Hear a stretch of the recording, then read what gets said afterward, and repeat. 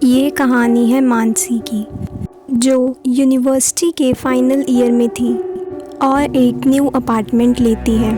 मानसी एक नई जॉब की तलाश में थी और उसका फ्रेंड उसे एक लाइब्रेरी में जॉब ऑफ़र करता है।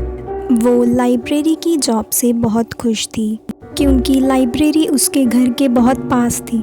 अगले दिन से मानसी यूनिवर्सिटी के बाद अपनी जॉब पर आ जाती है और जब वो बेसमेंट में बुक्स रखने के लिए जाती है तब उसे कुछ आवाज़ आती है।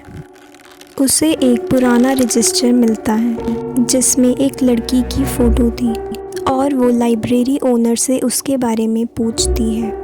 हाँ, ये बहुत साल पहले गायब हो गई थी। तुम जाओ, अपना काम करो। 11 बज गए थे और मानसी की शिफ्ट ओवर हो गई थी और वो लाइब्रेरी बंद करके जा ही रही थी। तभी उसे लाइब्रेरी के अंदर एक लड़की दिखती है और जब वो दोबारा देखती है तब वहाँ पर कोई भी नहीं था।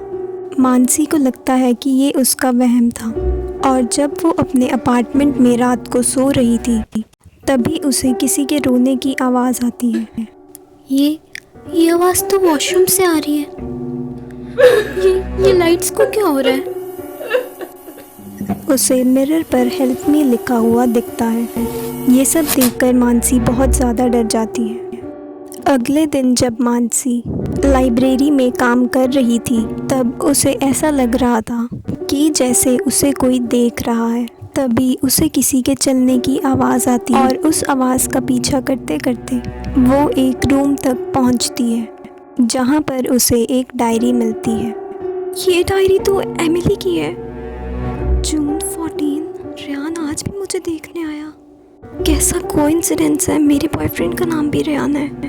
जून 16, अगर मुझे कुछ भी हुआ तो इसका जिम्मेदार रेहान है। Help me.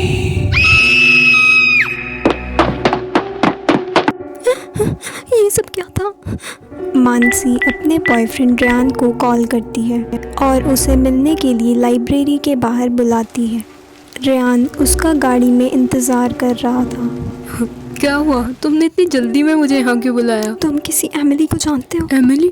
तुम उसे कैसे जानती हो? मैंने तुम्हें पहले ही बोला था उस लाइब्रेरी में काम मत करो।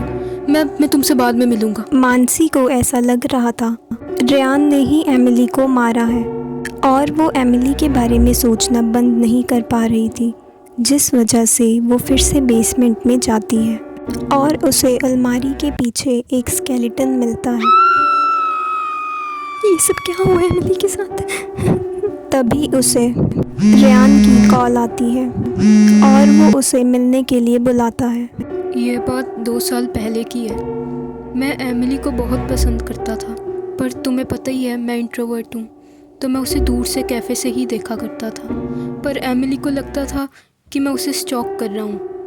पर फिर कुछ दिन बाद एमिली एकदम से ही गायब हो गई और मुझे लगता है कि लाइब्रेरी के ओनर ने ही उसके साथ कुछ किया था। रेहान और मानसी एमिली की मौत का सच पता करने के लिए रात को बेसमेंट में जाते हैं।